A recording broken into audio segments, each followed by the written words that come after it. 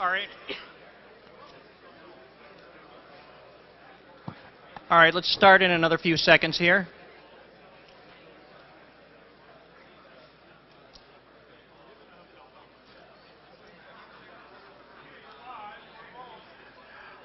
All right, we are live and rolling. So the next talk is Hacking the Samurai Spirit by Isaac Mathis.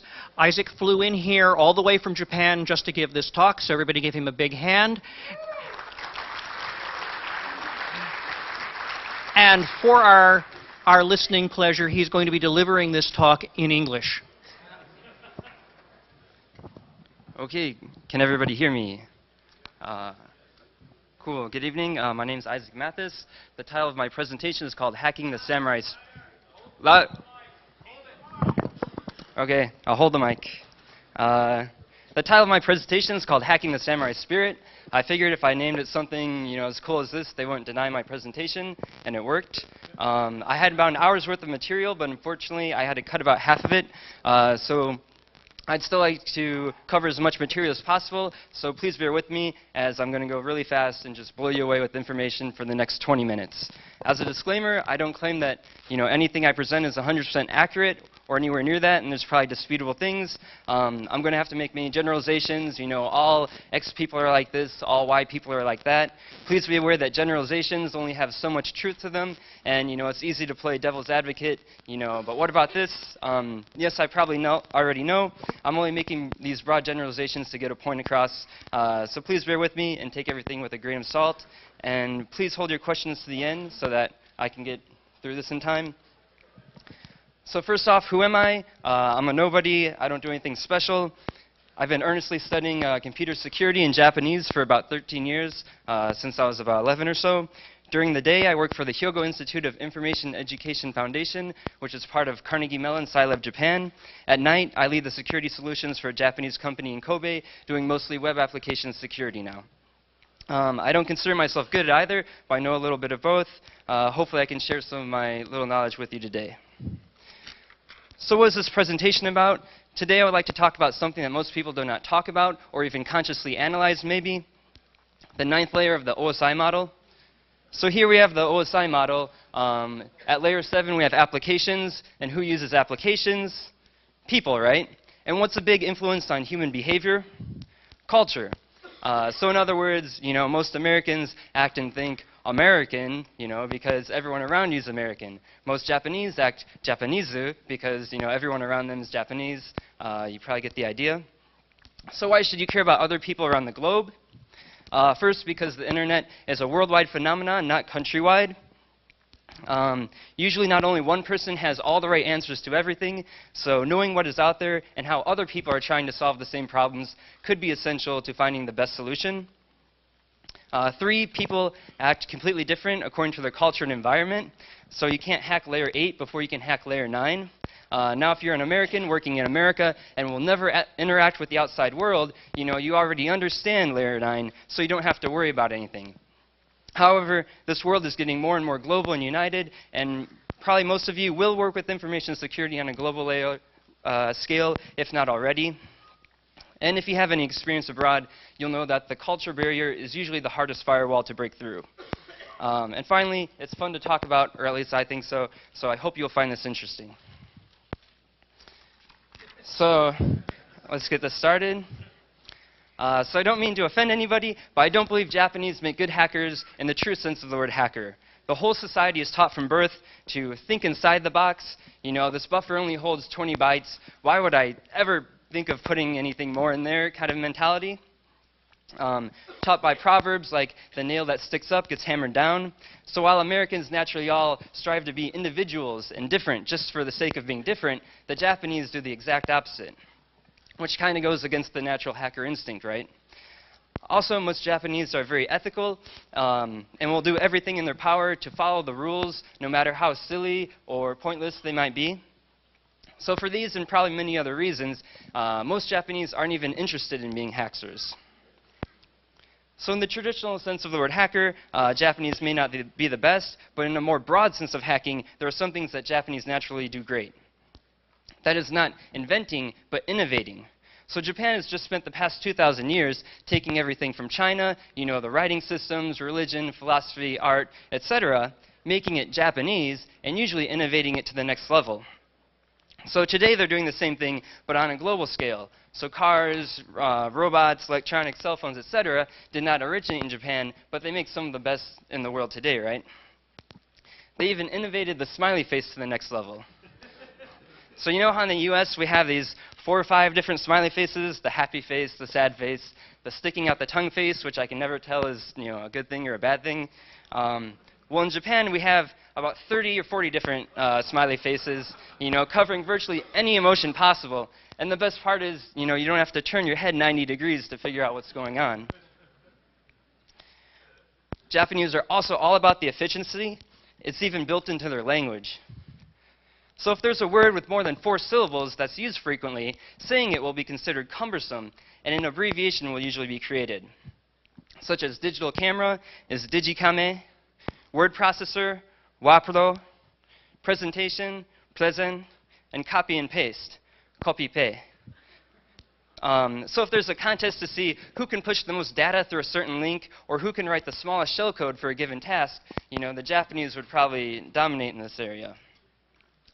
Finally, Japanese are extremely hard workers. They actually work too hard. And a lot of the time, you know, if you bang your head against something long enough, it'll eventually break, right? So there are people finding 0-day in Japan. They just keep very quiet about it. They don't post a full disclosure. So even other Japanese don't really know what their neighbor's up to. So although some people might have the image that Japanese are far advanced when it comes to the internet, it still doesn't apply much to the common users. So most Japanese still don't start using computers until college. And since everyone has internet connectivity on their cell phone and can do whatever they want, you know, send email, check the news, download music, whatever, many people do not even see a need to use a computer. As the internet and security industry originate from the US, it's natural that these things take a while to reach Japan. But things are getting better as information flows faster. So the Japanese do not have the same security mindset that most Westerners possess.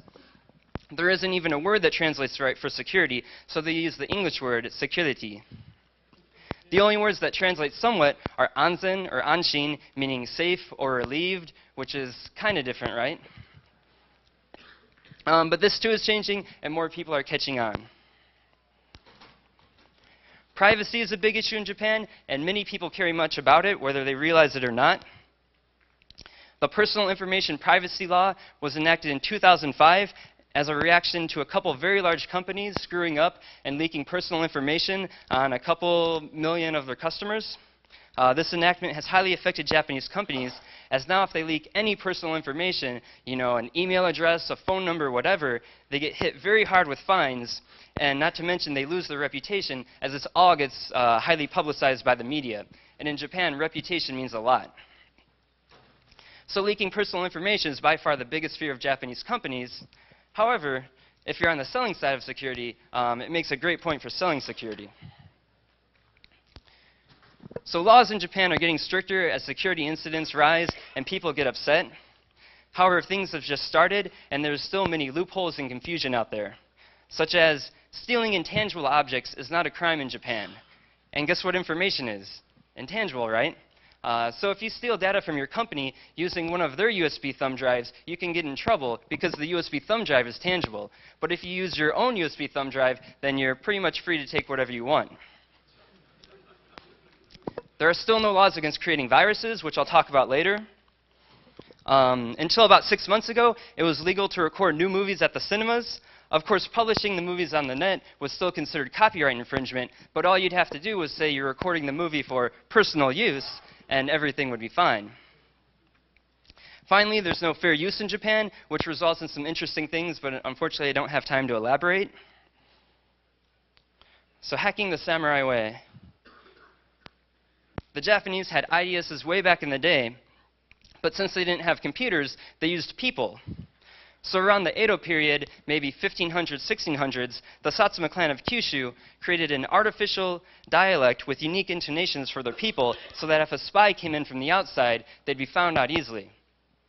So basically what happened was the leader of the Satsuma clan said to his people, okay, everybody, from today we will start talking a little different. And then everybody starts talking with these weird intonations. So then if someone comes in from the outside, hey, wasabi guys, they know he's a spy and he gets killed and all that fun stuff. No-tech hacking. Knocking over ATMs with a crane isn't very subtle but surely effective. This pad peaked around 2002 with 57 incidents and only 2 arrests. Things increased. The police seem to have caught on the next year and arrested 33 people, but still, 44 incidents, 32 failed attempts. As you would expect, different social engineering techniques are required for different cultures. What works in one country may not work in another, and vice versa. So in Japan, we have the one-click contract. It's a phishing attack usually used on porno or dating sites. There are various techniques, but I'll just discuss the basic idea.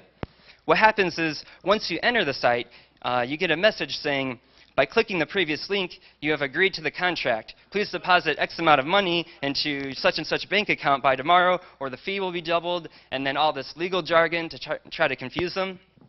Then one trick is to look up their city by IP address and tell them that you know where they live and that you'll go after them or file a lawsuit against them if they don't pay. So people, think, oh no, how do they know where I live and what's an IP address? And they get scared and they pay. And the requested money usually isn't ridiculous. It's about $100 or so, so most people can afford it. And by the way, this is mostly legal for some reason, so a lot of people are making a lot of money from this and not getting caught, or not getting in trouble. So this technique works in Japan because it exploits characteristics of Japanese behavior. Most Japanese hate causing trouble or being dragged into trouble, so they'd rather just pay the money instead of have to worry about some scary guy knocking at their door or something like that. No-tech session hijacking. In 1968, 300 million yen was stolen from an armored truck. 300 million yen is about $3 million, but in 1968, so in today's money, maybe a little bit more, this incident was creatively dubbed the 300 million yen incident. What happened was that somebody found out that a truck transporting 300 million yen from point A to point B was going to be crossing this road here. So that person dressed up like a police officer on a white police officer motorcycle and chased down and pulled over the truck. He told everyone inside that he just received word that there might be a bomb in the truck and to let him check.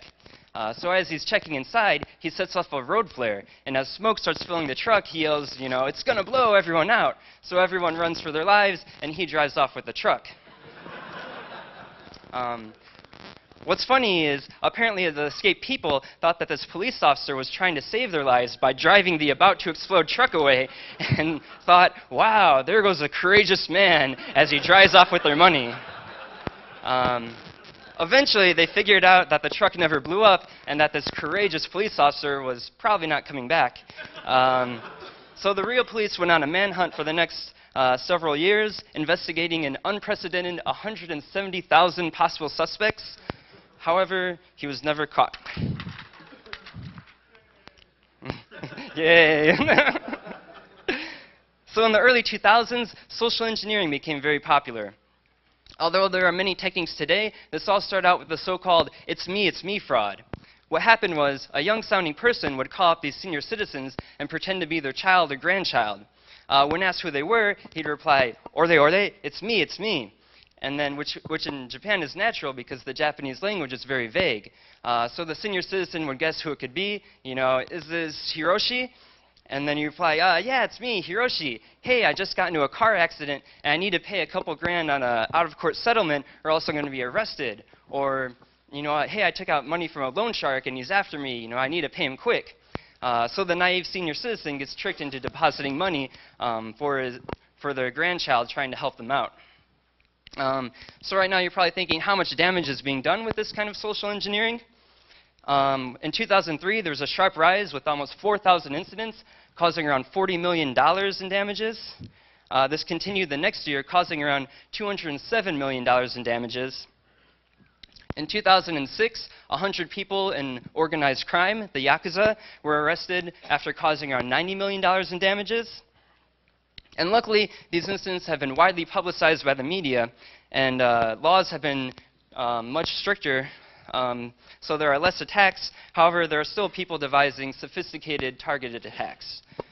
So to sum things up, social engineering attacks in Japan usually exploit certain characteristics of Japanese culture, such as wanting to avoid trouble, vagueness of language, strong trust, compassion for family members, etc.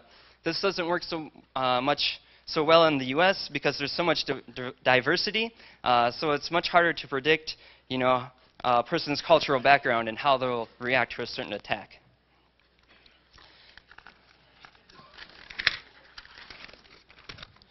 So it's interesting to analyze how different cultures react when they get the power of anonymity. Let's see what the Japanese have been doing with it. Can I get a show of hands of who has heard about Winnie? Okay, maybe like 10% people, maybe 10 people or so. It's a Japanese-oriented peer-to-peer file sharing program. It's by far the biggest problem in information security in Japan. Winnie is unique in that it provides confidentiality through encryption and anonymity. And most important, it's written in Japanese so people can read it. So yes, the Japanese people are like everyone else in the world. They don't have tens of thousands of dollars lying around to spend on legal music and software and videos, whatnot. So once people were assured that they could download these things for free and not get into any trouble, a lot of people jumped for joy. Winnie also provides malware, as many people put viruses in their shared folder because they're curious to see what will happen. The best one known is called Antini, short for anti-Winnie, which is a very unique virus in that, although being the lamest virus ever created, it's caused an enormous amount of damage. So this virus does not add you to a botnet or rootkit you or even delete anything. All it does is copy your personal files to your shared folder for the world to see. So this has been the cause of a huge amount of personal information leakage, ranging from regular people to companies small and large, to even the police. About a year ago, there wasn't one month that would go by on television where they talk about how some company or agency leaked personal information through Winnie.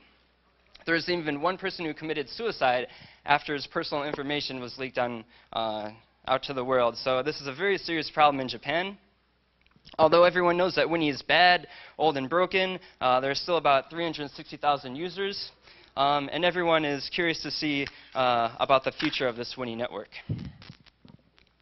So-called dark sites are gradually increasing in popularity. This is an anonymous cyber underground used by the Japanese mafia, the Yakuza, and others to buy and sell illegal goods and services. Literally, almost anything bad imaginable is happening in this underground. And the unique thing about it is that it's usually only accessible via Japanese cell phones. This is done for secrecy purposes, so if you search on Google for these sites, you won't find them, or even if you do find them, you won't be let in unless you're coming from an IP address from a Japanese cell phone. The Yakuza like it because now they can recruit more people than ever and anonymously. The side admins, the middlemen, like it because they don't have to do any dirty work and they get paid very well. And the end users like it because now they can find jobs and it adds a layer of anonymity between them and their partners in crime. The police obviously do not like it because now it's much harder to track down these people. Of course, they're monitoring these sites, but everything is written in code. I'm looking for somebody who can fly over rainbows type of thing. So it's very difficult or impossible to prosecute. So, recent security news.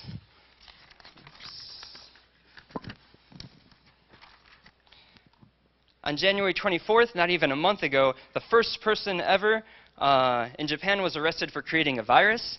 The virus spread through the Winnie network disguised as a popular anime. When somebody opened the file, a picture like this would pop up. This cute girl says, oh my, you're still using Winnie, I see. If you don't stop in 0.5 seconds, I'm going to brutally murder you. And then after 0.5 seconds, you notice that all of your media files have been deleted. However, as I said before, there are still no laws against creating viruses in Japan, so they busted him on copyright infringement charges.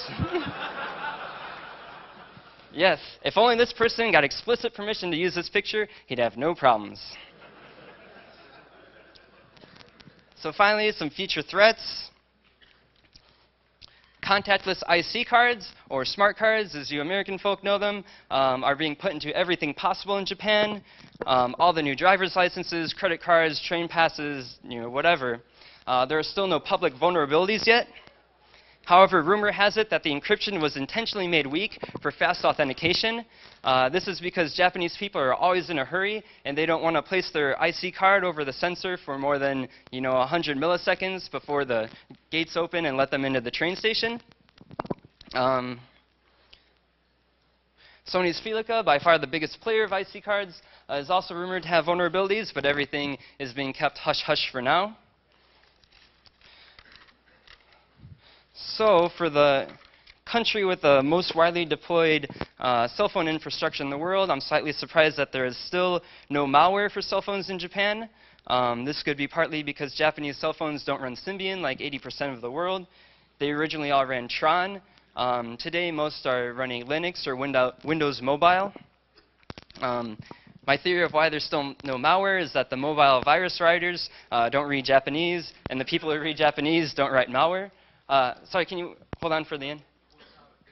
You said yourself, the Yakuza uses this to make lots and lots of money and secure their operation. Don't you think they would know the people who could do this and explain to them it's a bad idea?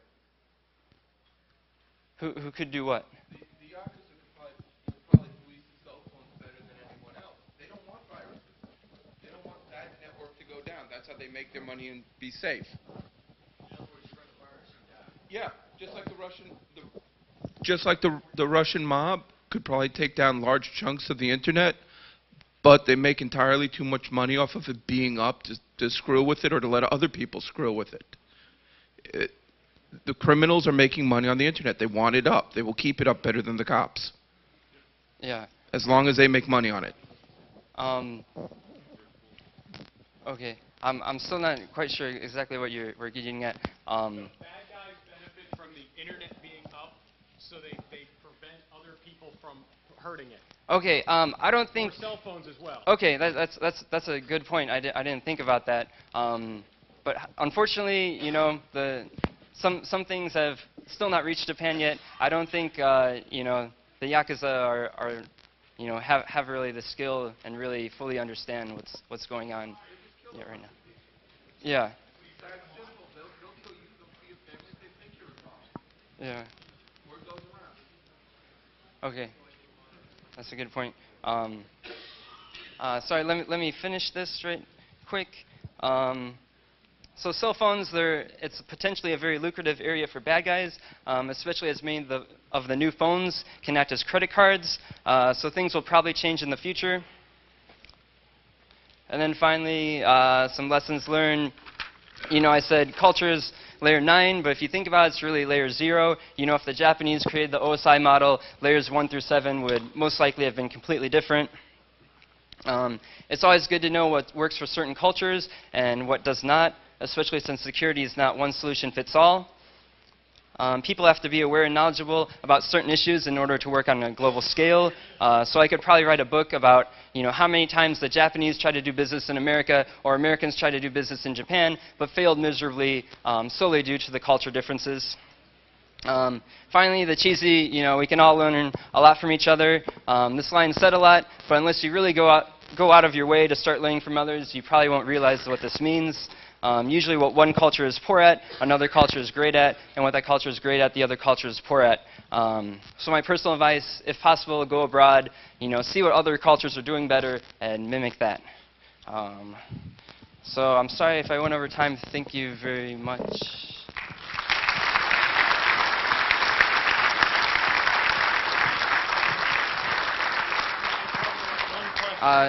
Just one last thing. If anyone's interested in working, studying, research, traveling to Japan and want some advice, or if you're in the area and you just want to talk, contact me at kobe.ninja@gmail.com. Give me feedback as well, or whatever. So your last point was that we could learn. So I wonder if you could just sort of give us a quick nutshell. What security lesson could we learn and apply from Japanese culture? From the Japanese culture?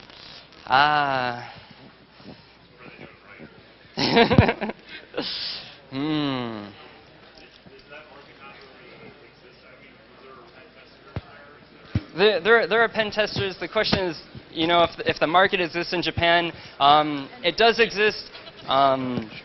Just it's probably comparable to the U.S. market maybe 5, 8, 10 years ago, is where they are today probably. I'm sorry I didn't answer your question. Let me think about it. Yeah, it's a hard question. Come talk to me after the conference or after this. That's a great question. Another question? Yes. For the dark sites, you said that they were restricted by IP, for cell phone IP by the Yakuza. Yeah. How are they able to discriminate between cell phone IPs and regular IPs within Japan? I'm sorry. How are they able to tell which are cell phone IPs and which ones are regular IPs? Yes. How are they able to do that? Like, is it just a block? I think there's a list of the registered, you know, cell phone IP addresses for Japanese cell phones. I'm not, you know, completely sure, but that's what I hear. Okay. Yeah. Thank you. Mm-hmm. Thank you. All right. Thank you very much.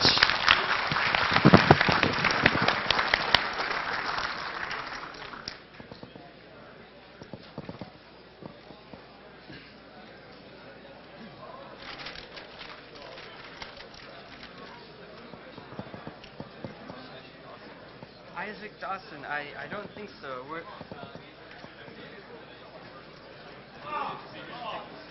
Really, should I talk to you over here? How far away was that?